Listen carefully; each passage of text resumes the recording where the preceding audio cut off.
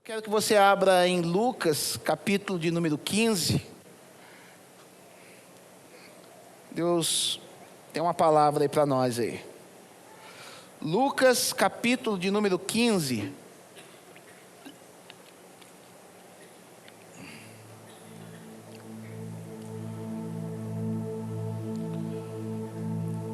A partir do verso de número 11. Lucas, capítulo 15, a partir do verso de número 11. Cadê minha esposa? É ruim, eu não gosto de pregar sem minha esposa aqui. Ela traz um som para mim.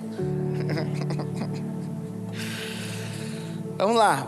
Vai dizer assim: continuou, certo homem tinha 2 filhos. O mais moço deles disse ao pai: dá-me a parte dos meus bens, dos bens que me cabe. E ele repartiu os haveres. Passado não muitos dias, o filho mais moço, ajuntando tudo que era seu, partiu para uma terra distante e lá dissipou todos os seus bens, vivendo dissolutamente. Depois de ter consumido tudo, sobreveio àquele país uma grande fome e ele começou a passar necessidade.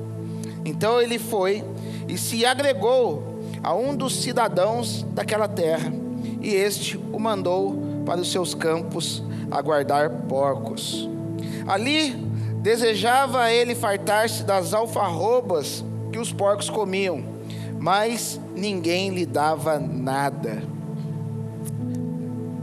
Então, caindo em si, disse: quantos trabalhadores de meu pai têm pão com fartura, e eu aqui morro de fome?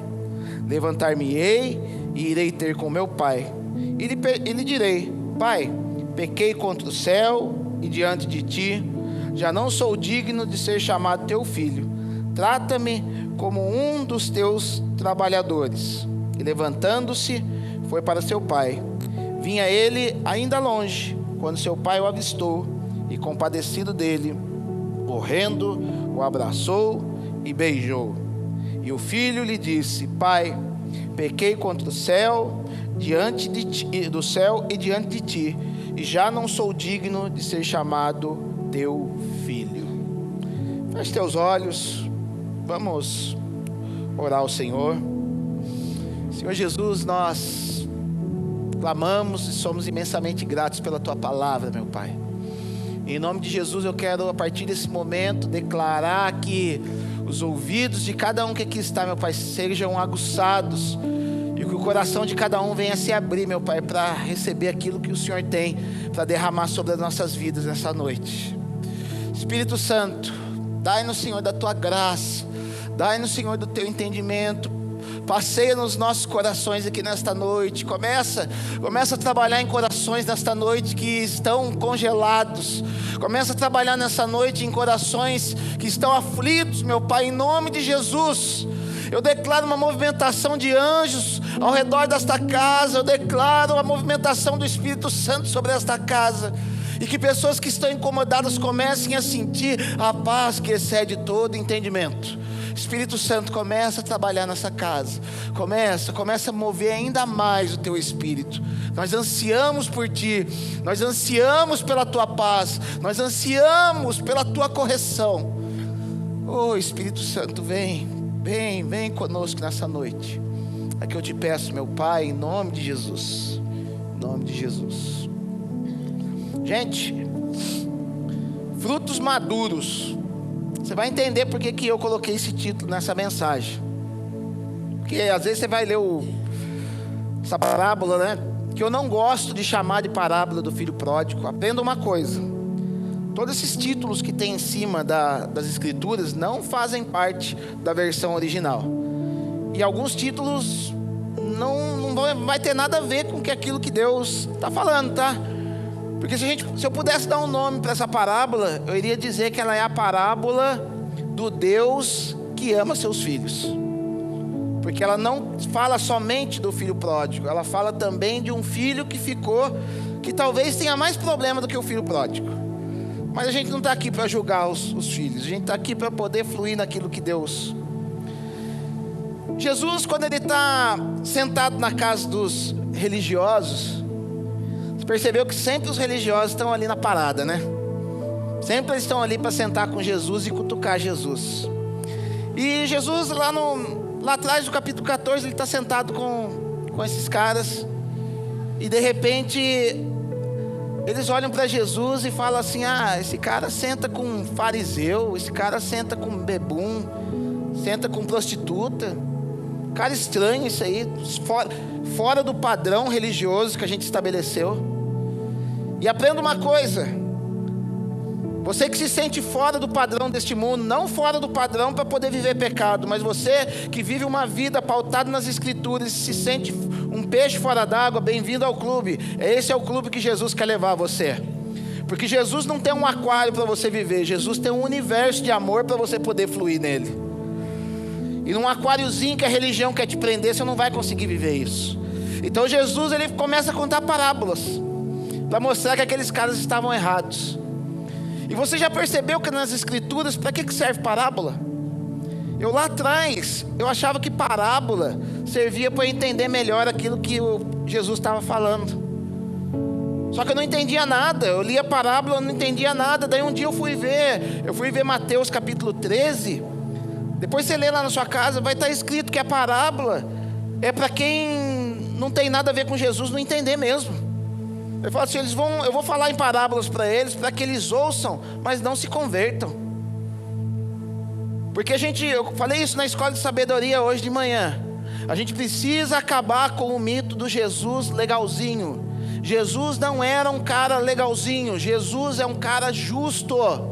Jesus não era popular, muito pelo contrário. Onde ele sentava, a galera já queria julgar ele. Jesus, ele não veio para multidões, ele veio para aqueles que ouvem e que têm o seu coração quebrantado para se voltar para ele.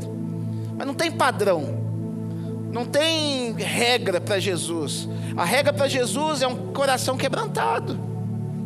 Então ele começa a falar algumas parábolas, e até o ponto que quando entra no capítulo 15, ele começa a falar de coisas sendo resgatadas. Então vai falar daquela dracma que caiu dentro de uma casa e a mulher teve que varrer tudo aquilo.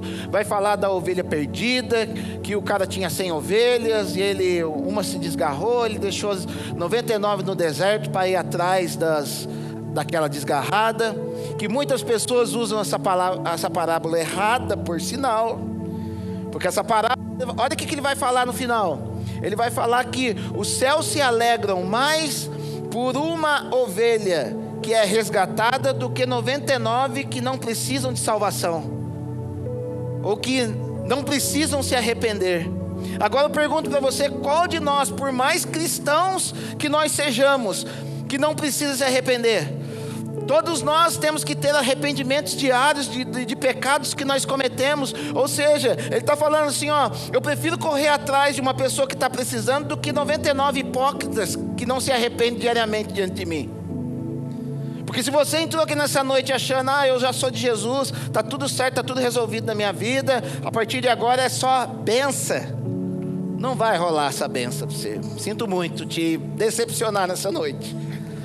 Porque o que Jesus ele veio trazer para nós é um relacionamento sincero, é um relacionamento com justamente talvez que você que possa ter se desgarrado, ou você que possa estar com o peso do pecado, mas se você estiver disposto hoje a se entregar para Jesus, não levantando sua mão para viver parte de uma religião, não, mas para se quebrantar diante dele, para viver em novidade de vida, ele está aqui para poder te pegar hoje. Então ele fala dessas palavras e por fim ele chega na parábola do pai que ama os seus filhos. E ele vai falar de um filho mais novo. O pai tinha 2 filhos. E o pai aqui no caso representa Deus. E ele tinha 2 filhos. E vai dizer que certa feita o mais novo chegou para ele e falou assim: dá a minha parte na herança que eu vou sair fora. E é em cima disso que eu quero pegar. Porque quando a gente vai ver o conceito de herança, que está lá em Deuteronômio capítulo 21, o que vai falar em Deuteronômio capítulo 21? Eu não vou ler para a gente não perder tempo. Mas Deuteronômio 21 vai falar que quando um pai era pai de muitos filhos, na divisão da herança, o filho mais velho ficaria com a parte dobrada do que os demais ficariam. Nesse contexto aqui, ele ficaria o filho mais novo ficaria com 1/3 da herança, 30% daquilo que o seu pai tinha. Mas detalhe, a herança não é constituída somente do dinheiro que o pai dele tinha no banco. A herança é constituída também dos bens que o pai estava, principalmente no lugar onde eles moravam. Então uma herança, uma parte o pai poderia ter dado para ele, mas outra parte ele teria que esperar o pai morrer para poder tomar posse daquilo. Mas o mais interessante de tudo isso é que quando ele chega para o seu pai e fala: pai, me dá parte da herança, o que ele está comunicando para o pai dele? Pai, não me importa você, eu não me importo com você, a única coisa que me importa no nosso relacionamento é aquilo que você pode me dar. A única coisa que eu preciso de você é da tua grana para eu poder sumir logo da sua frente, porque não está legal aqui para mim. E a gente vai ver que em momento nenhum o pai quis discutir com esse filho. Aqui a gente começa a aprender uma coisa, que muitas vezes nós vamos pedir algumas coisas para Deus e a gente vai insistir tanto com Deus, que Deus, em seu infinito amor, vai permitir que nós venhamos a tomar posse daquilo que nós estamos pedindo, ainda que não seja a plena vontade do Senhor. Então, esse jovem, ele chega e fala: pai, dá minha grana e dá parte da minha herança que eu quero sair fora. E vai falar que o pai, ele dá essa parte da herança e ele sai dali. O que eu quero falar sobre frutos maduros? Porque eu quero falar hoje sobre ansiedade. E ansiedade, eu acredito que é algo que acomete 99,99% da população. E infelizmente acaba pegando muito crente pelo fato de não parar para perceber isso nas suas vidas. E quando a gente fica ansioso, porque aqui nós vemos um retrato de um jovem que está ansioso para receber algo, ou seja, o jovem está ansioso para receber algo que não é tempo de receber. Ele está querendo, porque segundo as escrituras, e até mesmo funciona essa regra hoje, quando que você recebe uma herança? Quando seu pai e sua mãe morrem. Antes disso não tem herança para você. Antes disso você tem uma projeção de uma herança que você vai ter, mas para sua mão não vem nada. Mas esse cara, ele ficou tão ansioso, ele queria tanto viver a vida dele, ele queria tanto colocar em prática o seu projeto de vida, porque todas as vezes que nós ficamos ansiosos, nós o quê? O nosso coração se abala para poder o quê? Viver o nosso projeto de vida, e não muitas vezes o projeto que Deus tem para a nossa vida. E a gente começa a ficar aflito, a gente começa a ficar agitado. E esse jovem chega para o seu pai e fala: pai, dá meu dinheiro aí. Ele estava totalmente transtornado. E o pai, olhando aquela situação, o pai concede aquele dinheiro para ele. E ele sai para uma terra longínqua. E vai dizer na palavra que ele torrou todos os seus haveres, tudo aquilo que ele tinha recebido. E isso é muito real nas nossas vidas, né? Porque a gente começa a fazer planos, e muitas vezes a gente, usando uma prerrogativa de fé errada, porque a gente ouviu falar que a fé, e está escrito na palavra, né? Que é o firme fundamento das coisas que se esperam e a prova das coisas que se não vê. A gente pega essa palavrinha fé e, munido com essa fé debaixo do braço, a gente vai para o nosso secreto, a gente vai para os nossos momentos com Deus, e a gente vai lá tentar com a nossa fé enfiar a goela abaixo de Deus aquilo que a gente está querendo dele. Mas como um filho, que é esse filho mais novo, a gente fica ali insistindo com Deus, e a gente fica agitado com Deus, e a gente tenta fazer barganha com Deus, e o camarada, ele faz promessa, ele faz jejum, ele faz voto, ele faz uma série de coisas para poder obter a tal da coisa, o tal do projeto que ele colocou aos olhos de Deus. E isso é muito perigoso, porque vivemos numa geração hoje que é uma geração consumista, uma geração que cada vez mais a ansiedade tem matado pessoas, que cada vez mais a ansiedade tem pego pessoas. Tanto é que nós vemos hoje algo que é muito comum, que é o tal do síndrome do pânico. E o síndrome do pânico é um excesso de ansiedade, é um excesso de hormônios no corpo, que aquela pessoa, ela fica tão agitada que ela entra em pânico. E o que é uma ansiedade? Olhando para os nossos sentimentos, a ansiedade é um excesso de futuro, assim como a depressão, ela é um excesso de passado. Então a gente, ao invés de viver o hoje, ao invés de estarmos seguros naquilo que nós estamos vivendo hoje, a gente só fica projetando. E o que acontece? Vivemos em tempos de rede social, vivemos em tempo de uma imagem que não é a imagem real, porque eu garanto que todo mundo que está aqui que tem rede social, ninguém coloca as fotos na hora que você está chorando ou na hora que você está sofrendo na rede social. Na rede social é a foto que você está sorrindo. Tem uns camaradas que vai para Campos do Jordão, vê uma Ferrari lá, tira a foto do lado da Ferrari em Campos do Jordão. Todo mundo sabe que é dele, né? Todo mundo. Mas ele quer pôr lá, como se fosse dele. Ou seja, sempre projetando o futuro. Só que uma coisa, gente, projetar futuro sem Deus é pura enganação. Projetar futuro sem o Pai, projetar futuro sem colocar sem relacionamento com Deus, somente vão ser construídos projetos humanos que vão desmoronar. Então esse jovem que estava tão ansioso para receber aquilo, eu imagino que na hora que ele pegou aquela grana, ele falou: uau, agora minha vida muda. E quantos de nós não somos assim? Chegamos para Deus e vamos para a oração e falamos: Senhor, eu preciso disso. Na hora que você me der isso, a minha vida vai mudar. Eu preciso dessa grana, eu preciso desse carro, eu preciso dessa casa, eu preciso dessa esposa, eu preciso desse marido, porque na hora que o Senhor der, a coisa vai mudar na minha vida. É ou não é? E Deus muitas vezes olha a gente lá de cima e fala: filho, não é desse jeito, não é isso que vai mudar a tua vida. São coisas muito mais profundas que vão mudar a tua vida. Só que a gente, infelizmente, projeta os nossos sonhos, projeta as nossas realizações em cima de coisas, em cima de dividendos, em cima de projetos que não tem nada a ver com Deus. E esse jovem foi esse cara. Era como se houvesse uma árvore plantada e ele queria rapidamente comer dos seus frutos. É muito ruim quando a gente planta uma árvore e ela demora para dar fruto, né? Porque uma árvore, se não for uma árvore de enxerto, ela vai demorar para dar fruto. Se ele plantou lá em casa lá um pé de não sei do que lá, até agora só tem espinho no negócio, não nasce nada. Por quê? Porque demora um tempo para nascer. Existe um tempo de maturação em Deus para que algumas coisas que nós plantamos nós venhamos a colher.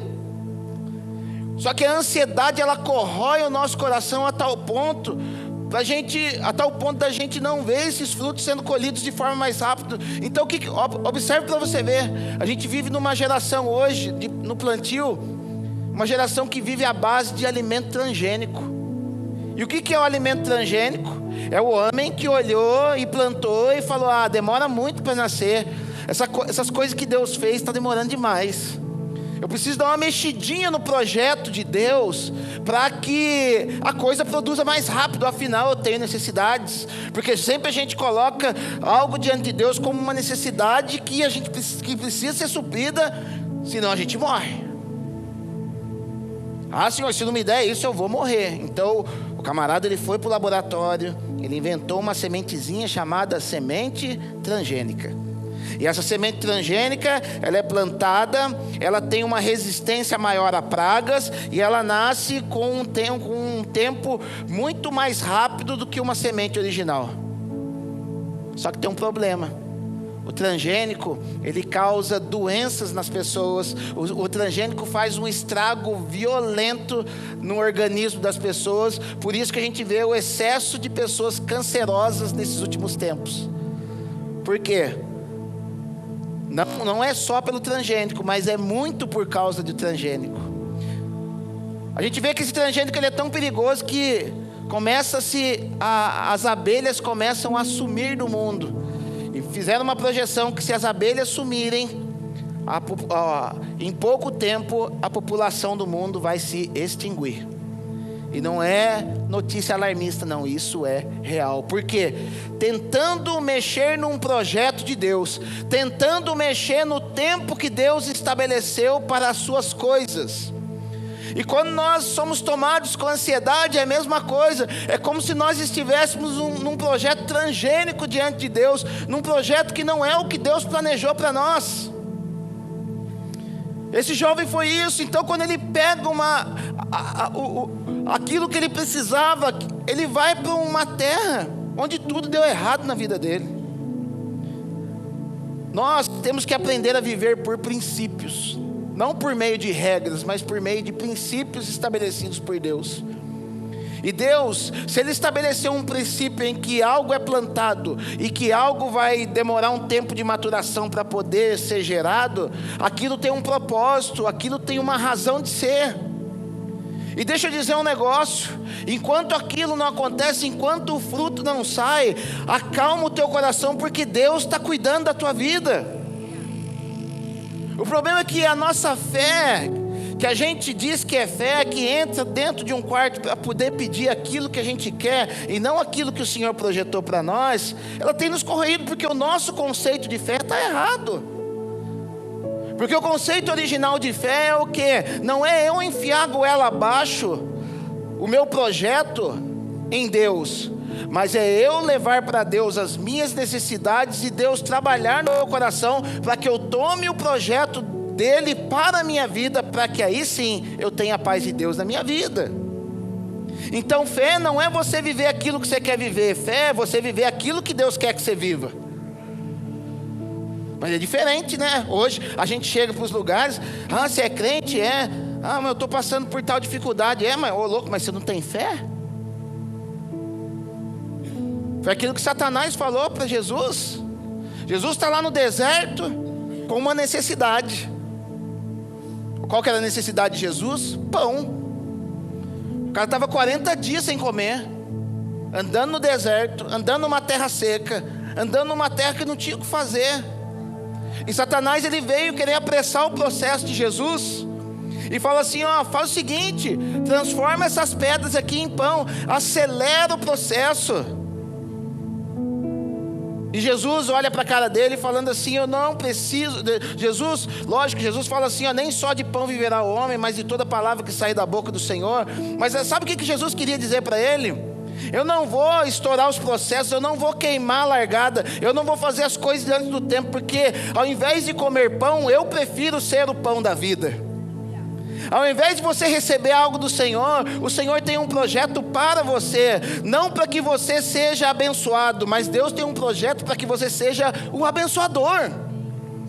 E quando você é um abençoador, você tem muito mais do que se você fosse abençoado. Ou seja, ao invés de Jesus comer pão, Jesus, por ter resistido, ele virou dono da maior padaria do universo. Jesus é o maior padeiro do universo. E olha para você ver, olha onde que Jesus tinha nascido. Jesus nasceu em Belém. Sabe o que a palavra Belém quer dizer? Casa do pão. Porque olha como o inimigo, ele tenta instigar em nós algo que já está em posse das nossas vidas. Jesus nasceu na casa do pão, ou seja, pão não faltaria para ele. Mas no momento que o pão faltou em necessidade, o inimigo tenta enfiar aquilo no momento que Jesus não poderia comer pão, porque Jesus estava consagrando sua vida. E talvez você tenha nascido em comunhão com Deus, você tenha de longa data o seu relacionamento com Deus, só que no momento de necessidade parece que a gente esquece isso. No momento de ansiedade parece que a gente fica doidão e a gente fica cego para as coisas espirituais. A ansiedade nos torna cego para as coisas espirituais. Ei, você nasceu na casa do pão, você tem pão a fartar. Não tome atitudes precipitadas por um momento que o pão está faltando. Deus tem muito mais para a tua vida. Provérbios capítulo 12, verso número 13, se eu não me engano, vai falar que a esperança demorada enfraquece o coração, mas o desejo chegado é árvore de vida. Talvez você esteja com o coração apertado nesse momento, talvez você esteja com a sua esperança sendo esticada, sendo demorada, mas aguarde mais um pouquinho, porque a árvore de vida vai vir para a tua vida. A árvore de vida é Jesus, é a paz que excede todo entendimento. Então muitas vezes a gente planta algumas coisas e a gente quer comer, e a gente não vê a hora de comer o fruto. Por que surgiu essa mensagem? Porque esses dias, assim, a gente tem desejo no Senhor, tá? Pastor tem desejo no Senhor, tá bom, gente? Tá? Pastor também é acometido de ansiedade, tá? Então estou aqui pregando, não subiu aqui o cara que é blindado à ansiedade, não. Tudo aquilo que na maioria das vezes que a gente traz aqui para vocês é algo que a gente vive no Senhor. Então esses dias eu fui para o secreto e eu tô encafifado com essa fachada da igreja aí. Eu tô mordido com esse negócio. E eu fui lá para a choração. E na hora que eu fui lá na choração lá, eu falei ao Senhor, gente lá fazendo certo, fazendo isso, fazendo aquilo. Pai, ajuda eu aí. Arruma alguém aí para mandar uma fachada aí pra gente aí e tal. E uma frase que eu falei pro Senhor, eu falei, Senhor, eu quero comer o fruto. E me veio, nesse momento que eu falei, eu quero mover o fruto, a minha boca se encheu de vontade. Eu imaginei um fruto saboroso, tá? Assim, pega um fruto que é suculento, né? Uma pera bem, bem madurinha, assim, quando ela é suculenta, né? Ela até cai, ela cai daquela água que ela tem, assim, porque é suculenta. Eu imaginei um fruto daquilo ali, eu falei assim, eu quero comer o fruto. E Jesus falou assim para mim, o fruto está verde ainda. O fruto está verde e as pessoas não podem experimentar do fruto verde. Porque o fruto verde ele não traz prazer. O fruto verde, você comeu o fruto verde uma vez, sabe o que eu comi? Comi caju verde. Porque ele parecia que estava maduro, só que ele não estava maduro. E eu na ansiedade de comer aquele fruto, eu dei uma mordiscada naquele caju. E sabe o que aconteceu? A boca ficou pegando. Que lá chama tanino, né? Que fica pegando na boca, fica aquele gosto que não sai da boca, que não é o doce, porque você vai... O problema dessa situação é que você vai babando no negócio, né? Você vai seco no negócio.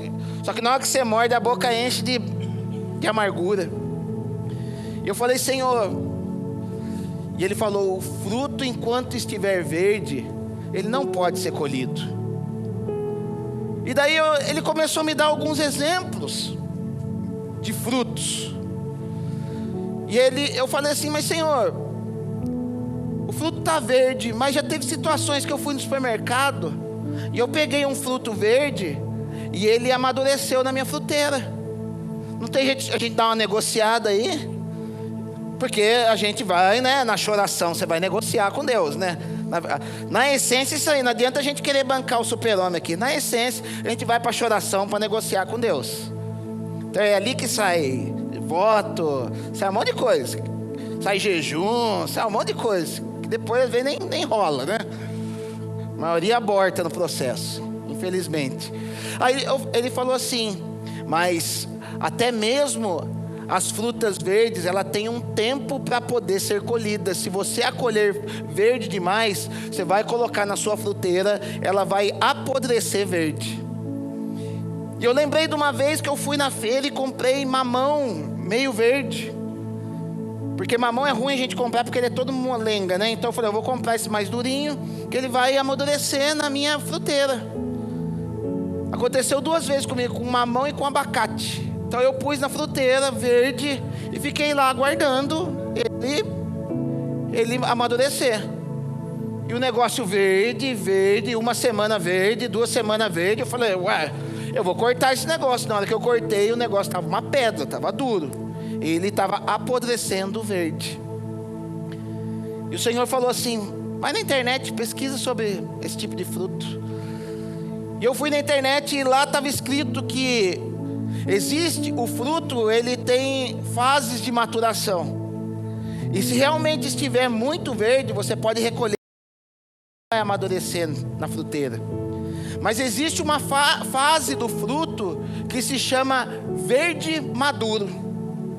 Ou seja, ele está verde, ele não está pronto para consumo, mas ele já entrou no processo de amadurecimento. É esse que você pode colocar na sua fruteira, que ele vai ficar bom para comer. Eu falei, mas como que os agricultores fazem para poder vender? Aí eu fui pesquisar de novo. E como que acontece num processo de agricultura, num processo de plantio? O fruto ele é cultivado, e o agricultor, para poder ganhar tempo de maturação dos frutos, ele coloca um hormônio gasoso sobre esses frutos, que se chama etileno. O etileno é um hormônio que já existe na fruta, que é justamente o que trabalha para fazer o amadurecimento da fruta. Mas quando o cara quer acelerar o processo de amadurecimento da fruta, ele é exposto a um gás etileno. E esse gás etileno, ele acelera o processo de amadurecimento do fruto. E é isso, meus amados, que a gente tem que buscar. Se nós estamos querendo que as coisas elas venham a acontecer na nossa vida, se nós estamos querendo comer do fruto e o fruto ainda não está pronto para comer, é necessário que a gente se submeta a um gás que se chama Espírito Santo na nossa vida.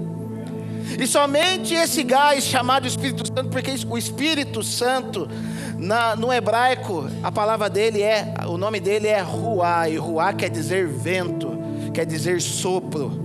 Ou seja, é algo que nós aspiramos, é algo que é como se fosse uma espécie de um gás. Tanto é que no Novo Testamento o Espírito Santo é chamado de pneuma. Pneuma porque é um ar, por isso que o nome do negócio que a gente tem no carro é pneumático. Quando vai falar na Bíblia que o homem espiritual, ele vai falar do homem pneumático, que é o homem cheio desse gás que se chama Espírito Santo. Porque quando nós nos colocamos a buscar o Espírito Santo, quando nós colocamos a buscar esse gás que vem da parte de Deus, ele começa a trabalhar em nós, para que a gente venha amadurecer, e assim a gente possa colocar a mão nos frutos que Deus tem para a nossa vida. Sem o Espírito Santo não vai ter jeito. Sem o Espírito Santo nós vamos nos assemelhar a esse jovem que foi diante do pai falando: pai, eu quero a tua herança. E sabe qual que é o grande erro nosso? A gente querer acessar o pai não por aquilo que o pai é, a gente quer acessar o pai pela herança que ele tem para as nossas vidas. Só que deixa eu te dizer um negócio: para que a herança do pai funcione na nossa vida, ela só funciona mediante algo que o pai vai deixar para nós somente quando ele morre, que se chama legado. Herança sem legado não funciona na nossa vida. Herança são bens que o pai pode deixar, mas o legado é algo que vem da essência do pai, que é impresso dentro do nosso coração. E com isso a gente pode aprender uma coisa: se você buscar Deus, se você conquistar coisas sem Deus, pode ter certeza, isso não vai te preencher. Aquilo que você está orando e falando: Deus, me dá isso, que com isso eu vou ficar feliz, me dá isso que vai resolver o meu problema. Deixa eu te dizer uma coisa: se isso não vier juntamente com o caráter de Deus dentro do nosso coração, isso vai ser apenas para pura perda na nossa vida. Porque são heranças que nós vamos estar tentando tirar de forma antecipada. Provérbios, capítulo 20, verso 21, vai dizer: toda herança que é tomada de forma antecipada não será abençoada no seu fim. Toda herança que é tomada de forma antecipada não será abençoada no seu fim. Então é necessário, porque lá na sua casa você já fez com que os frutos que estavam verdes na tua casa, eles amadurecessem com o uso do etileno. Você já usou isso, não sabe? Sabe como? Quando você pega uma fruta e embala ela num jornal. Quem aqui já não fez isso? Você pega uma fruta e embala ela no jornal, ou seja, o etileno que tem dentro da fruta, ele fica enclausurado dentro daquele papel e acelera o processo de crescimento. E é isso que nós temos que fazer. É isso que nós temos que ir para o nosso secreto, nos encher do Espírito Santo, para que Ele venha fazer com que não mais a gente entre na presença do Pai para poder buscar a herança, mas a gente entre na presença do Pai para poder buscar o caráter e o legado dele que Ele tem para nossas vidas. Porque herança sem legado, a gente vai fazer besteira com ela. Sabe o cara que ele não está muito firmado no Senhor, ele fica lá: Senhor, me dá um carro que eu preciso ir para a igreja. Porque a gente coloca uns motivinhos gospel dentro, né? Para Deus dar as coisas para a gente, né? Então a gente pede o carro para ir para a igreja, a gente pede a moto para ir para a igreja, a gente pede para ganhar mais, para dar mais dízimo. É ou não é? A gente faz essas amarrações, isso aí chama amarração gospel, tá? A gente pensa que a amarração é só na Umbanda. Não, tem amarração gospel. Então o cara faz daquelas as amarradas na bênção assim, ó. Só que quando o cara pega, se o cara não tiver um legado, se ele só pede isso, ele só se aproxima de Deus para poder pedir, sabe o que acontece? Na hora que ele pega o carrinho dele, ele vem uma semana na igreja dando glória a Deus. Ele vem a segunda falando: nossa, que ruim, tem que ir para a igreja, não dá para andar mais tanto no meu carro, seriam mais 2 horas a mais que eu teria que andar no meu carro. E na terceira semana, sabe o que ele faz? Vai falar: eu mereço para Ubatuba, né? Afinal, eu tenho um carro novo. Aí não é problema você ir para Ubatuba. Só que daí ele vai para Ubatuba numa semana e fala: mas foi tão gostoso para Ubatuba, agora tem o carro. Vai que amanhã não tenha mais. Daí ele vai de novo para Ubatuba. Vai. Até que o bicho esfria. Por quê? Recebeu herança sem receber o legado. Recebeu herança sem receber o caráter de Deus dentro de si. E foi isso que aconteceu com o jovem. Ele pega essa herança e ele vai torrar com a galera. Ele servia ao pai justamente para isso. Ele via o tempo para poder: uma hora eu dou o bote nele. Mas vai dizer que o tempo passou, o dinheiro acabou. E ele chegou numa situação em onde ele foi cuidar de porcos. E cuidar de porco na cultura judaica era uma abominação. O camarada que se envolvia com porcos, ele não podia nem mesmo guardar mais o sábado, que é algo sagrado para o judeu. Ele tinha suas relações, de acordo com a religião judaica, ele tinha suas relações cortadas com o Senhor. E foi nessa situação que ele chegou por causa de ansiedade. E quantas vezes nós não cortamos a nossa relação com Deus, nós cortamos o nosso relacionamento pelo fato da gente não ter recebido de Deus aquilo que a gente esperava, ou muitas vezes pelo fato de ter recebido e ter feito mau uso daquilo. É necessário um momento a gente começar a entrar num processo espiritual, para que a gente venha amadurecer no Senhor. E o que é amadurecer no Senhor? É nos tornar frutos prontos para que as pessoas venham nos consumir. Você não foi chamado para ser um fruto, para dar fruto para si mesmo. Nós fomos chamados para dar fruto para o próximo. Sabe, quando o Senhor tiver te aperfeiçoado, sabe quando você vai estar apto para poder colocar a mão naquilo que o Pai tem para a tua vida? A partir do momento que você estiver fazendo diferença na vida do outro. A partir do momento que o outro puder provar de você e falar: uau, como é gostoso andar com você. Uau, como você faz a diferença. Uau, como você tem o gosto de Jesus. Enquanto a gente não consegue oferecer algo gostoso, algo que alimente para as pessoas, nós não estamos preparados para poder tomar posse da herança. Nós não estamos preparados para poder viver tudo aquilo que o Pai pode nos dar. Porque fica tranquilo, o Pai tem muita coisa para nos dar, e não é problema nenhum você ir pedir as coisas para Deus. Jesus até dá a direção, né? Mateus 7,7, ele vai falar assim, ó: pedi, dar-se-vos-á. Buscais, encontrareis, batei, abrir-se-vos-á. Porque o que pede, recebe, o que busca, encontra, e o que bate, se abre. Ele tem prazer em nos dar, Ele tem prazer em nos prover. Só que nós precisamos estar maduros para isso. A gente vai ver os discípulos de Jesus andavam com Jesus e queriam provar logo do fruto sem estar preparado. E a gente vê a todo momento eles brigando por causa de quê? Por causa de cargo e por causa de posição. por causa de coisas que já estavam determinadas para eles. Jesus já tinha falado: vocês vão ser coluna da igreja, vocês vão ser especiais, vocês vão julgar no tempo do julgamento, vocês vão nos ajudar a julgar as tribos de Israel. Porque existe algo nas nossas vidas que já é nosso. Existe algo que já está preparado muito melhor para nossas vidas. A gente não precisa ter o nosso coração ansioso. Nós não podemos entrar num processo de ansiedade, porque esse processo de ansiedade nos desgasta. Esse processo de ansiedade faz a gente querer queimar a largada. E você já viu um corredor quando queima a largada? Você vê nas Olimpíadas, né? Tem a corrida dos 100 metros. Então o cara ele dá aquele tiro, e o camarada ele queima a largada. Mas sabe qual é o problema de queimar a largada? Que você gasta energia à toa, e daqui a pouco o cara ele apita, volta de novo. E o camarada queima a largada de novo, e o cara volta de novo. E se ele queimar a largada 3 vezes, o que ele é? Desclassificado. E nós não podemos ser uma geração de pessoas que foram desclassificadas, muito pelo contrário. Eu acredito que nós estamos aqui para poder ser instruídos pelo Espírito Santo, para poder ter o Espírito Santo em nós, para poder viver o melhor de Deus para as nossas vidas.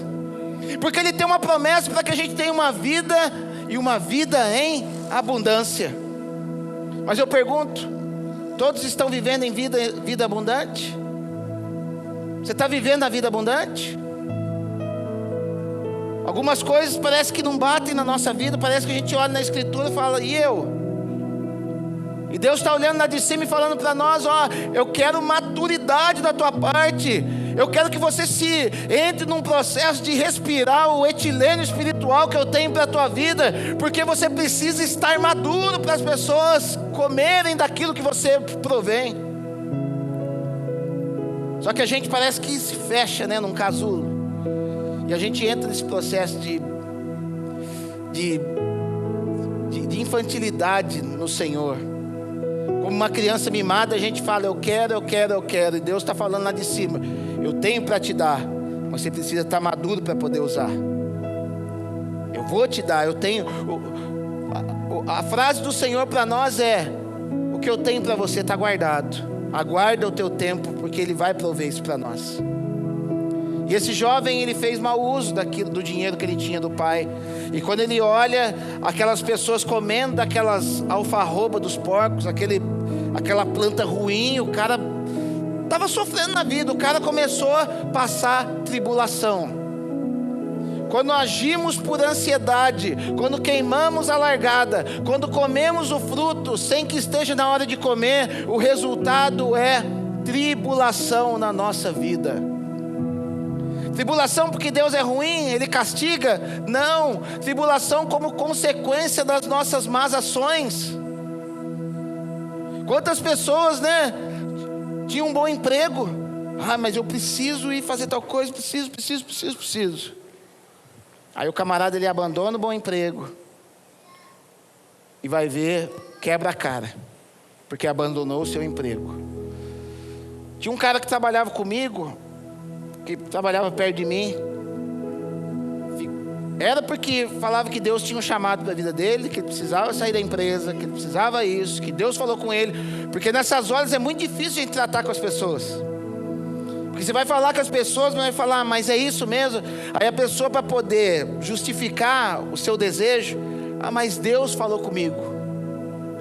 Pergunto para você: foi Deus que falou mesmo? Deus por acaso precisa ser Deus que queima etapas? Deus por acaso, será que Ele descumpre, Ele passa por cima dos seus próprios princípios? Então esse cara foi lá, pediu conta da empresa, pegou o dinheirinho e foi exercer o chamado que ele falou que Deus tinha para ele. E se enfiou lá na Patagônia, foi ser missionário. Afinal, Deus me chamou para ser missionário. E sabe o que aconteceu? Quebrou a cara em 1 ano, perdeu tudo que tinha, não exerceu a obra missionária e voltou embora envergonhado. E quantas vezes a gente tenta, aí vem para o pastor, vem para o líder: não, mas Deus falou comigo. Cara, se você quiser quebrar princípio, não foi Deus que falou com você. E eu te dou um toque, não pague para ver se foi Deus. Faça prova com Deus antes de tomar atitudes. Não tome atitudes precipitadas. Deus não precisa. Deus, Ele conta com a nossa boa obra, Ele conta com o nosso andar junto, mas Ele não precisa que você adiante o seu processo. Deus, Ele quer nos levar num grau de maturidade, para que na hora que a gente for, a gente glorifique o nome dEle. Esse cara voltou de lá com vergonha. Trouxe vergonha para a família, porque depois a mulher largou dele, não aguentou. Trouxe vergonha para a família, voltou embora com depressão e envergonhou o nome de Deus, porque agora o escarnecedor olha para ele e fala assim: ué, mas não foi Deus que mandou você para lá? Tudo por causa de ansiedade. Queremos resultados muito rápidos, e todo resultado rápido que você tiver fora daquilo que Deus tem para a tua vida vai te trazer um prejuízo. Quando eu tinha uns 19 anos, comecei a fazer musculação, né? Era uma vareta, um pouquinho mais gordinho que o Nicão, pra você ter uma ideia. Peladinho, pesava uns 50 assim, mais ou menos. Era franzino, e foi lá fazer musculação. Daí eu olhava aqueles monstrão lá da musculação lá, falei: uau, quero ser igual aquele cara lá. Nessa época não tinha Jesus, não tinha nada. Aí veio o Satanás, né? Tem um negocinho aí para você agilizar o processo aí, cara. Tem um negocinho bom para você. Aí, injeta aqui, injeta ali. Uau, ficou igual. Foi a época que se chamou. Teve o filme do Homem-Aranha, que lançou o filme do Homem-Aranha. Aí eles chamavam de Peter Parker até, porque tá todo saradão. Que benção, hein? Adiantou o processo. Aquilo que demoraria 15 anos para acontecer comigo, aconteceu em 2 anos. Só que aconteceu? Problema no fígado. Sabe o que aconteceu? Problema nos órgãos genitais. Sabe o que aconteceu? Hoje eu não consigo emagrecer em virtude de consequências que eu tomei lá atrás. Quis queimar a etapa. Algumas coisas a gente conseguiu corrigir, glória a Deus por isso, mas queimei a etapa. Não fiz de acordo com Deus. Deus, Ele quer que a gente se exercite, amém. Você pode ficar forte? Pode, mas faça da maneira natural. Só que eu fui lá, me enchi de anabolizante. Ou seja, eu trouxe consequências, carrego consequências até hoje de algo que eu não deveria ter feito. E nas nossas vidas espirituais, muitas vezes estamos tomando os anabolizantes das nossas vidas, querendo adiantar processo. E esse cara quebrou a cara, e num determinado momento, na hora que ele vê aqueles porcos comendo aquelas coisas, ele vai dizer que naquele momento ele caiu em si. O que o Senhor quer trazer para nós nessa noite? Eu creio que o Senhor quer trazer sobre nossas vidas uma nuvem de arrependimento sobre nós. Porque eu creio que 99,99% de nós já tomamos decisões precipitadas na nossa vida, e estamos muitas vezes carregando consequências disso até hoje. E estamos olhando para a vida de algumas pessoas que nem estão tão bem assim, e a gente está querendo comer daquilo que eles estão querendo comer. Deixa eu te falar um negócio: você não precisa olhar para porco aí fora comendo porcaria não, e querer para você. Você é filho de Deus, você é filho do rei. Deus tem melhor para você. A gente só precisa fazer alguns ajustezinhos aí. E vai falar que naquele momento ele caindo em si. Caindo em si é uma palavra do grego que quer dizer alguém que se colocou abaixo de algo. Ou seja, ele se arrependeu.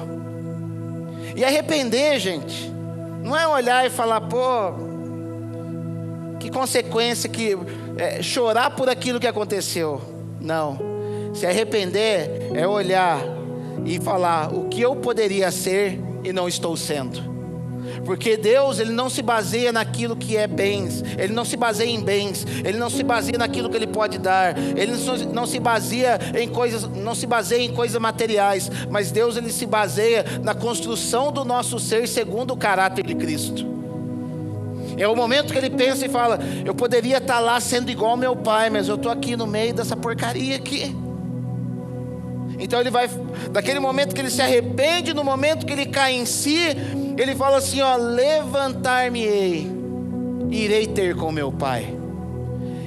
E ele bolou até uma frasezinha, que ele já foi com a frase pronta. Eu vou chegar lá e vou falar para ele: Pai, pequei contra o céu, pequei contra ti, e já não sou mais digno de ser chamado teu filho. Por que eu falo que ele se arrependeu de verdade? Porque ele, em primeiro lugar, ele coloca na sua frase: pequei contra o céu e pequei contra ti. Ele não está chorando: pô, meu dinheiro acabou, não tenho mais nada, preciso de mais dinheiro. Não, ele olha para aquilo que feriu o coração de Deus. Ele olha para aquilo que feriu o coração do seu pai, e ele se decide se consertar. Ele se decide tomar posse de uma posição em que a ansiedade não mais toma conta do seu coração. E ele vai até seu pai e vai dizer a palavra que o seu pai o estava aguardando e o abraçou de forma carinhosa e restituiu tudo aquilo para o seu filho. Aonde que eu quero chegar com isso? Que talvez nesse processo, talvez você já tenha caído em si. Talvez você já tenha percebido que você errou, ou talvez o Espírito Santo está falando aqui no teu coração aonde você pecou contra o céu e pecou contra outras pessoas. E para que isso venha a ficar evidente no nosso coração, muitas vezes nós vamos passar por períodos de tribulação, porque Deus não permite a tribulação na nossa vida por simples masoquismo. Ele olha lá de cima e fala: vou colocar uma tribulação nele porque ele não me obedeceu. Fica tranquilo, porque Deus não é assim. Deus não precisa disso. Quem faz isso muitas vezes nós que somos maus. Mas Deus, Ele permite que nós passemos por algumas tribulações como consequência das nossas más ações que tomamos. É consequência, você escolheu aquele caminho. Aquele jovem foi parar no meio dos porcos porque ele escolheu aquele caminho. Não foi ninguém falando para ele, não foi nenhum amiguinho que falou: cara, vamos lá. Não, ele escolheu aquele caminho. Talvez aquilo que você esteja colhendo hoje, talvez você tenha entrado por aquela porta e esteja vivendo períodos de tribulação na tua vida. Mas saiba de uma coisa: talvez você tenha escolhido isso para você. Talvez você esteja vivendo isso porque você tomou essa decisão. Mas acalma o teu coração, porque hoje é dia de arrependimento. Acalma o teu coração. Deus, Ele quer escrever uma nova história na tua vida. Porque a palavra de Deus vai dizer que quando nós tomamos atitudes em virtude de ansiedade, nós vamos para um processo de tribulação. Ali em Romanos capítulo 5, vai dizer que a tribulação produz em nós, sabe o que? Paciência. Justamente aquilo que nos falta para poder esperar o fruto amadurecer. E como que eu obtenho paciência? Olhando mais para o Pai do que por aquilo que Ele pode me dar. Porque uma vez que eu gasto tempo admirando o Pai, uma vez que eu gasto tempo conhecendo quem o Pai é, eu passo a ter segurança naquele que é o meu Pai. Porque muitas vezes a gente toma atitudes precipitadas, porque nós esquecemos que nós temos um Pai que cuida de nós, um Pai que é celestial e que quer ver o nosso bem. Então a gente se esquece disso e a gente vai tentar fazer as coisas por nós mesmos. Deixa eu fazer isso, vai que Deus não dá, né? O cara tá doido por causa de um carro, e ele pede: Senhor, me dá um carro, e o dinheirinho tá vindo ali, ó. Deus está colocando, tá dando recurso, vai chegar lá. Mas o camarada, ele fica ansioso: não, eu preciso do carro. E ele vai lá no banco, e o banco fala assim para ele: olha, a gente te empresta dinheiro porque o banco é bonzinho, né? O banco é tão bonzinho, você vai lá, você pede dinheiro e empresta pra gente, né? Só que o dinheiro que você vai emprestar do banco, na hora que você vai pagar, você pagou 3 carros. Por quê? Ansiedade. Eu agi assim, no meu processo de conversão, eu fui assim. Eu fui lá, depois no outro dia em oração, pedi para Deus. Eu lá passando por tribulação, devendo para Casa Bahia, devendo para financeira, devendo para o banco, devendo para todo mundo. Só não devia para agiota. E eu fui lá: Senhor, eu nunca mais vou fazer conta. Eu lembro até hoje, nunca mais vou fazer conta prestação. Mas Deus estava estava me tratando, fazendo eu passar por um processo de tribulação. E nesse processo de tribulação é onde muitos desistem. É onde muitos falam assim, não vale a pena seguir o Senhor. É onde muitos falam de que valeu eu ir para a igreja, do que valeu eu orar a Deus, do que valeu eu jejuar. Ei, cara, não foque naquilo que você vai receber, foque naquele para quem você está fazendo tudo isso, porque uma hora o resultado vem. Se você está passando por esse vale de tribulação, se você está passando por esse momento de dificuldade, calma. Deus ele está te esticando, Deus ele está trazendo paciência para a tua vida, para que você possa comer do fruto. Quem tem os frutos estão na mão do Pai. Os frutos estão na mão do Pai. Só que você precisa ter altura suficiente para pegar da mão dele. E ele está te esticando para que você possa comer desse fruto. Então ele vai falar aqui, Paulo fala aqui no capítulo 5 de Romanos, verso 3, a tribulação produz a paciência. A paciência produz, algumas versões vão estar escrito experiência. Mas essa palavra experiência é uma palavra grega chamada dokimos, que quer dizer caráter aprovado. Porque pessoas que vivem com base de ansiedade, pode ter certeza, você não vai ter um caráter aprovado. Qualquer boa proposta que aparecer para você, você vai pegar, porque o que te importa não é alegrar o Pai, o que te importa é ter aquilo que você deseja. Deus quer fazer uma geração de crentes com caráter aprovado. Chega dessa raça de evangélico que está aí fora, que compra e não paga. Chega dessa raça de evangélico que está aí falando que é crente, mas só envergonha o nome de Jesus. Jesus ele está mexendo na sua igreja, na igreja brasileira nesses últimos dias. Há uma série de promessas para nós, mas essas promessas não virão para quem não tem o caráter aprovado. Essa palavra dokimos era um grupo de pessoas que existiam ali em Roma, que veio lá da Grécia, porque as moedas naquela época eram moedas cunhadas em ouro, e ela tinha um peso certinho, ela tinha uma espessura certa, ela tinha uma característica certa. E o que o povão fazia? Eu acho que existiam uns brasileiros lá no meio. Eles vinham com uma ferramentinha, eles vinham com uma limazinha e davam uma limada naquela. E ali eles tiravam um pozinho de ouro de uma, tiravam um pozinho de ouro da outra. No final das contas, de 100 moedas, ele tirou mais 2 moedas de ouro para ele. Ele ia lá, derretia depois e fazia. Então eram pessoas que comercializavam moedas de tamanho adulterado. Mas existia um povo que se chamava dokimos. E o que era esse povo? Era um povo que só comercializava as moedas no tamanho padrão. É isso que Jesus quer fazer conosco. Ele não quer fazer de nós negociadores para poder receber aquilo que a gente quer, aquilo que a gente está a fim de receber. Em primeiro lugar, ele não está querendo derramar bens materiais em nós. Ele está querendo derramar o caráter dele sobre as nossas vidas. Então, a tribulação produz a paciência um caráter aprovado. E o caráter aprovado produz esperança. É onde ele termina o versículo. E essa esperança está em nós através do Espírito Santo que foi derramado em nós. Sabe por que agimos por ansiedade? Porque está nos faltando esperança. Por que nos falta esperança? Porque não confiamos no Pai. E a gente trabalha muito isso lá em casa com o meu filho. A gente procura aquilo que a gente prometeu para ele, a gente procura dar, porque a gente quer fazer de nós a imagem do Pai. Ou seja, a gente prometeu, e ainda que ele não esteja merecendo, mas se a gente prometeu, a gente vai tentar segurar, esticar ele, fazer com que o comportamento dele melhore para poder dar. Mas a gente nunca quer deixar de dar.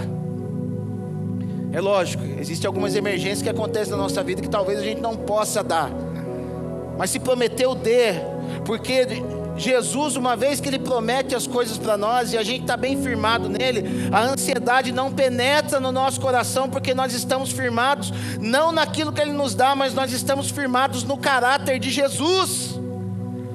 Quando a gente é firmado no caráter de Jesus, a gente não tem dúvida que Ele vai nos conceder. Então nesse momento que eu estava lá no quarto falando da igreja, Jesus falou assim para mim: acalma o teu coração, eu vou te dar, cara. Acalma o teu coração. Vai ter um monte de coisa que precisa acontecer ainda lá. Precisa de alguma coisa que eu estou fazendo em você. Mas acalma o teu coração. E o que eu fiz? Eu relaxei. Por quê? Eu relaxei porque eu tenho esperança naquele a qual eu sirvo. Eu relaxei porque eu entendo que cada vez que eu me submeto a esse processo do Senhor, o caráter dele vai sendo impresso e eu vou me tornando uma pessoa melhor. E eu, em me tornando uma pessoa melhor, ele olha em mim e fala: esse cara está pronto para receber aquilo que eu vou dar. E a minha esperança é que você também esteja pronto para receber aquilo que ele tem para te dar. Porque a gente vai ver que uma vez que ele voltou para o pai, o filho pródigo, o pai o recebe. E o pai viu arrependimento naquele jovem. Porque talvez a gente possa enganar uns aos outros, mas aquele que tem os olhos como chama de fogo, a gente não engana. E vai dizer que no momento que o pai viu sinceridade naquele jovem, o pai falou: faz o seguinte, coloca um anel no dedo desse jovem. O anel estava dizendo que a partir de então ele fazia parte da família, porque o anel ele tinha o brasão da família. Ele poderia assinar agora em nome da família. O pai viu maturidade. Aquele momento de tribulação não foi em vão. Ei, não permita que esse momento de tribulação que você tem passado seja jogado no ralo do esgoto. Aproveite isso, aproveite para crescer no Senhor. O Senhor quer colocar o anel de autoridade nele, nos teus dedos. Sabe o que é colocar o anel de autoridade no teu dedo? É você ter um talão de cheque de Jesus e você poder assinar em nome dele. Você poder arrancar um cheque ali e falar: assinado em nome de Jesus. A gente aprendeu na religião que tudo aquilo que a gente pedir em nome de Jesus vai acontecer. Aí eu pergunto para você: aconteceu na sua vida? Porque em nome de Jesus não é uma frase de efeito. Em nome de Jesus não é uma mandinga gospel. Em nome de Jesus, sabe o que quer dizer por trás disso? Eu estou fazendo algo autorizado pelo meu Pai. Eu estou fazendo algo que Ele já está sabendo. Por isso que tem coisas que não acontecem e a gente está falando em nome de Jesus, em nome de Jesus. Por quê? Porque não tem nada a ver com isso. E a gente está usando o nome como se fosse um malabarismo mágico. Em nome de Jesus é quando a autoridade dele está sobre a minha vida. E a autoridade de Jesus não vem para filhos imaturos. A autoridade dele não vem para filhos ansiosos. A autoridade de Jesus vem para filhos aprovados. A autoridade de Jesus vem sobre os dóquimos. Porque o dóquimo ele descansa na esperança que o Pai está com ele. Então ele restitui, ele dá o anel, ele fala: coloca vestes novas, ou seja, tira essa vergonha dele. Roupa rasgada, roupa suja não é filho de Deus. Isso fala de perdão de pecados. Talvez a tua atitude ansiosa acabou gerando muitos pecados na tua vida. Porque para você poder corrigir uma coisa, porque quando a gente age na ansiedade, para a gente tentar corrigir uma coisa, a gente tem que fazer outra besteira. Então quando eu fui lá e emprestei dinheiro, eu não tinha como pagar. Só que para poder pagar aquilo que eu emprestei antes, eu tinha que ir lá na financeira para poder emprestar um pouco mais, para pagar o juro e para poder pagar o que eu devia lá atrás. Só que depois de um mês, a financeira estava me cobrando, então eu tinha que procurar o outro. E talvez você tenha entrado aqui nessa noite, está tampando um buraco. Já viu aquele joguinho que tem no Xbox? Tem um joguinho que vem no Xbox lá que é assim, tem um vidro, né? E tem um aquário lá atrás e o vidro racha. Daí você põe a mão aqui, naquele Kinect. Aí vai outro rasgado aqui, você puf. Daqui a pouco você puf com a perna, puf, daí rasga outro, você não tem mais mão para colocar. E existem pessoas que já não tem mais mão, sabe por quê? Porque Jesus te encurralou nessa noite. Jesus te encurralou, ou você resolve a tua questão, ou o negócio vai ficar mais estreito. Já não tem mais mão para segurar, porque agora Ele quer entrar no teu problema. Agora Ele quer sarar os nossos corações nessa noite. A gente precisa ser sarado por Ele. de tal maneira que a gente confie cada vez mais nele e tenha a segurança de estar nele. Então a gente vai ver Paulo dizendo no capítulo 4 de Filipenses: não estejais ansiosos por coisa alguma. É um mandamento, não é uma sugestão. Não fique ansioso por coisa alguma. Antes, todas, por mais idiotas que sejam, todas as vossas petições sejam em tudo conhecidas diante de Deus, por meio de orações, súplicas e ações de graça. Ou seja, leva para o Senhor as tuas necessidades, por mais idiota que seja, leve, porque o simples relacionamento com Deus vai falar se aquilo serve para você ou não. Não entre somente para falar com Deus para ouvir um sim. Entre para poder falar com Deus esperando também ouvir um não. Porque a bênção do Senhor, ela não é só no sim. A bênção do Senhor também é nos nãos da nossa vida. E digo mais, Ele mais nos abençoa nos nãos do que nos sims. Porque hoje eu olho para trás e falo: Senhor, lá atrás no início da caminhada eu te pedi tanta besteira, glória a Deus que você não me atendeu.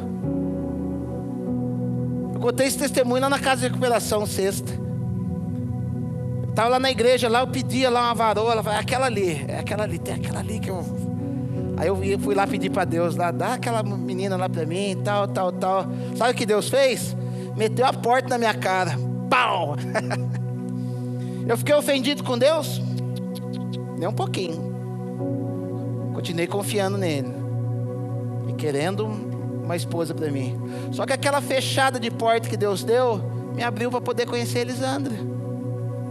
Eu sou feliz com ela, muito feliz, por sinal. Não me vi, hoje eu olhando para trás não me via com aquela menina que estava lá atrás. Porque numa fechada de porta Deus me abençoou. Talvez essa fechada de porta que você está reclamando com Deus, que você está indo lá para a choração, Deus está preparando algo melhor para a tua vida. Mas você precisa ter esperança. Você precisa ter esperança. Porque é o que... A esperança faz parte de um tripé que Deus estabeleceu. Ele vai falar lá em 1 Coríntios capítulo 13, verso 13. Agora, pois, permanecem a fé, a esperança e o amor. Mas o maior deles é o amor. A esperança é você crer, é a fé em ação. É você crer naquele que cuida de você, é você crer no teu Pai Celestial e esperar o tempo certo de poder colher aquilo que Ele tem para a tua vida. Isso é esperança. E esse jovem, por último, foi restituído com calçado nos seus pés. Porque uma pessoa calçada naquela época era símbolo que ele já não era mais escravo e a partir desse momento era livre. Algumas pessoas estão ainda andando descalças espiritualmente e Deus está falando para você: ó, você é filho, você é livre, você não precisa ficar dependente desse teu desejo. Você, a partir de hoje, já não é mais escravo dos seus desejos e necessidades. Você já não é mais escravo da sua ansiedade. Seja livre em mim, porque eu tenho muito mais para te dar. Não troque aquilo que é momentâneo por uma vida eterna com o Senhor. Para finalizar, se quiser subir, pode vir. A gente vai ver Jeremias, capítulo 2, quando ele começa a ser usado pelo Senhor. Jeremias capítulo 2, lá no final do capítulo, mais ou menos, ele vai falar assim: porque esse povo me abandonou e trocaram a mim o manancial de águas vivas e cavaram para si cisternas rotas que não podem reter água. Sabe, você ser filho do Pai do universo, do Deus que é dono do ouro e da prata, trocar tudo isso, trocar tudo aquilo que Ele tem para as nossas vidas por coisas momentâneas que não conseguem ser retidas, porque Ele está falando de poços que foram cavados, mas não conseguia reter água. A água caía ali dentro e ela ia, se esvaziava pela própria terra. É como um vaso que é rachado. Se o vaso estiver rachado, ele começa a vazar aquilo que é colocado dentro. E o Espírito Santo me fala: quantas vezes eu já coloquei na tua vida, já derramei o óleo sobre você, mas por causa da tua ansiedade você deixou isso escapar, deixou formar brechas na tua vida e deixou isso escapar. Mas hoje o Senhor está aqui para reparar essas brechas. Hoje você está aqui para ser sarado nas tuas emoções e deixar de ser aquela pessoa ansiosa, de ficar falando: ai, se não me der eu vou morrer. Não vai morrer não, Deus está cuidando de você. Ele cuidou de Jesus 40 dias no deserto, ofereceu para Jesus. Sabe o que ele foi oferecer para Jesus? Tudo aquilo que já era de Jesus. Ofereceu para Jesus pão, como eu disse para vocês. Falou para Jesus assim: faz o seguinte, se joga aqui de cima, porque aos teus anjos dará a ordem a teu respeito e te pegarão. Aí Jesus falou assim: não, somente ao teu Deus adorarás. Sabe o que ele estava oferecendo para Deus? A atenção do povo. Estava tentando oferecer para Jesus obras sobrenaturais para que o povo aplaudisse Jesus. Estava oferecendo naquele momento fama, porque imagina alguém se lançando lá de cima e os anjos pegando ele. Uau, esse é o Jesus, hein? Porque fez um show aqui para nós que a gente vai virar fã dele. Jesus não precisava disso.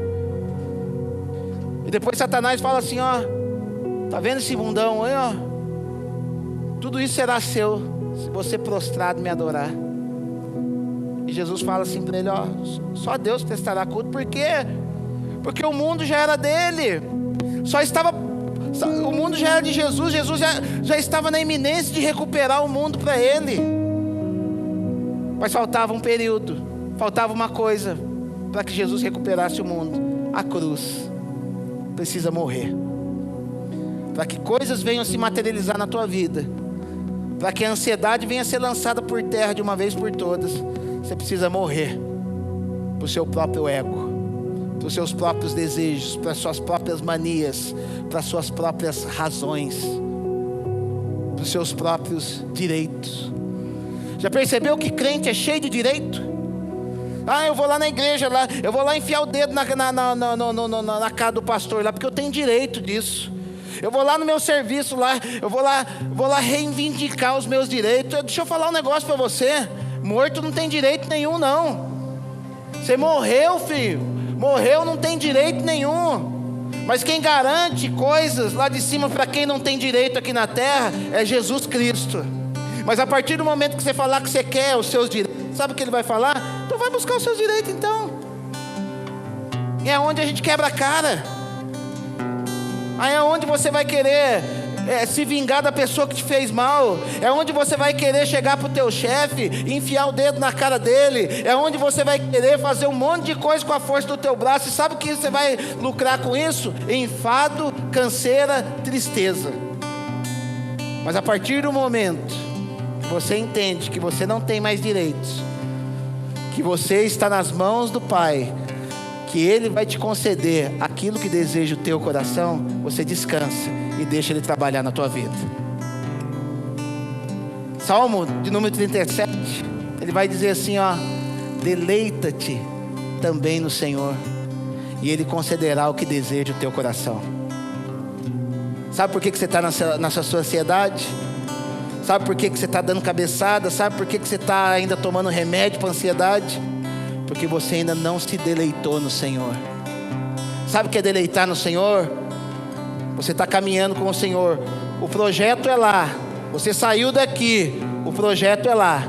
É você tirar o foco de lá e focar em quem está andando de mão dada com você, paquerando com Ele, falando: esse é meu amado e o meu amado é meu. Ele cuida de mim. Se aparecer o bicho papão aqui, Ele vai dar um couro no bicho papão. Se aparecer coisas que eu não posso vencer, Ele vai vencer por mim. E você fica focado nele, você fica focado nele. E na hora que você percebeu, você chegou lá. Sabe onde que eu aprendi isso? Na academia. Vamos colocar em pé. Na academia que eu aprendi isso aí. Porque lá na academia eu falo que existe um equipamento lá que se chama escada do inferno, que é um aparelho que você fica subindo a escada e o negócio não acaba nunca, né? O negócio fica girando e a escada não termina nunca. E aquele negócio é insuportável. É insuportável. Eu falo que é a escada de Satanás aquilo lá. Mas o que acontece? Eu costumo fazer 20 minutos naquela escada. E o que eu percebi? Que quando eu fico olhando para o cronômetro não anda. Quando eu fico focado naquele cronômetro, eu fico ali e falo, não, eu vou desfocar. Eu desfoco, na hora que eu olho de novo, passou 5 segundos. Por quê? Porque o meu foco está em chegar logo 20 minutos. E eu não tinha parado para perceber isso. E um dia eu estava lá nessa escada, um casal de discípulos ligou para mim e fez videochamada. E eu fiquei atendendo o casal de discípulos na videochamada ali com fone de ouvido e falando com eles e lá. E eles ficaram 10, 15, 20, 25 minutos. Na hora que eu percebi que eles desligaram a ligação, eu tinha ficado meia hora naquela escada sem perceber. E às vezes a gente está vivendo assim. A gente focou tanto naquilo que Deus pode nos dar.